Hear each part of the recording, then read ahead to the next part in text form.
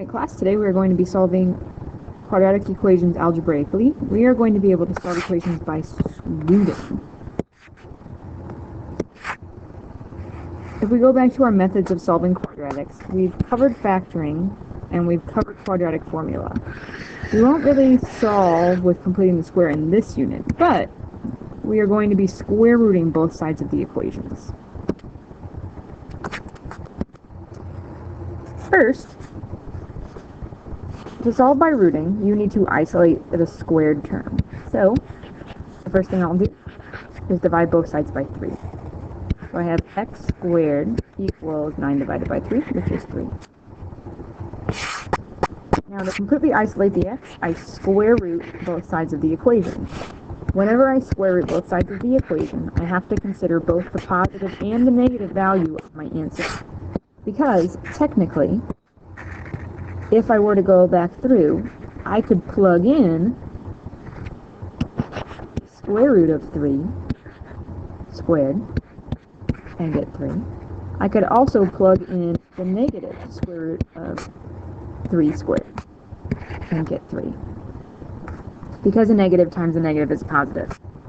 Anytime you square root both sides of the equation, you always have to consider both the positive and the negative value.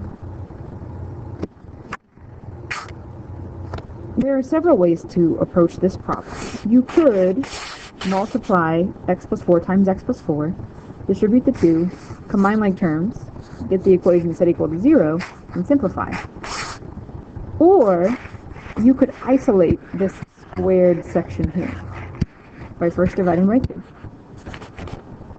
So I have x plus 4 squared equals 3. And now I want to get rid of the square. So I will square root both sides. So I have x plus 4 equals, again, plus or minus the square root of 3. And now, all I have to do is isolate the x. So I'm going to subtract 4 from both sides. And say x equals plus or minus, or negative 4 plus or minus square root of 3.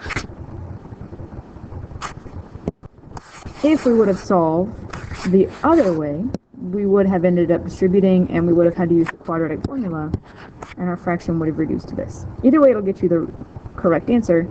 I feel like this way is a bit more efficient.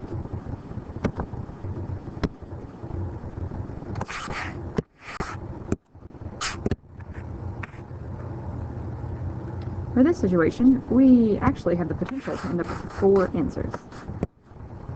We could distribute everything and then move everything to one side and combine like terms, but I think it's more efficient to square root both sides of the equation. Now, since there's x's and constant numbers on both sides, we have to consider both the positive and the negative value on both sides of the equation.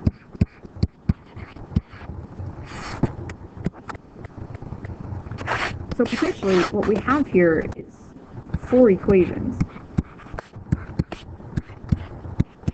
We have where both equations are positive. We have where the first equation is positive, x minus 7, or negative, and the second is positive. We have where the second equation is negative. So x minus 7 and negative x minus 3 so.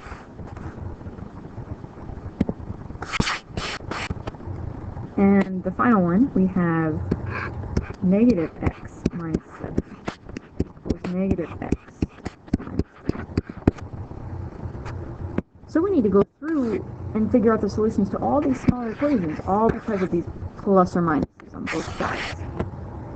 So for the first one, if I subtract x from both sides, I end up with 0 x's minus 7 equals negative 3. So technically, I just have negative 7 equals negative 3. So this equation has no solution.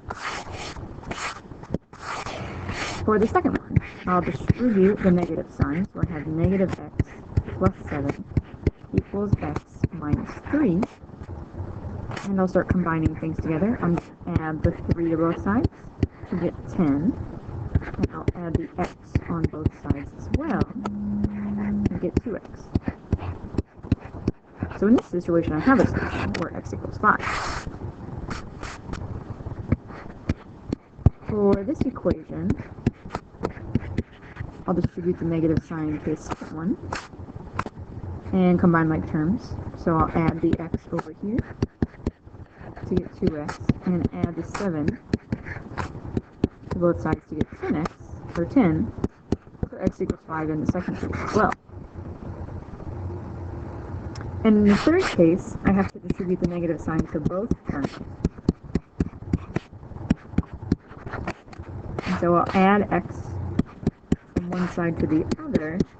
Both of the x's cancel out from both sides, so I again end up with 7 equals 3, which is the solution. So in this case, these two parabolas only cross each other once, where x equals 5, and that's my solution. X equals 5.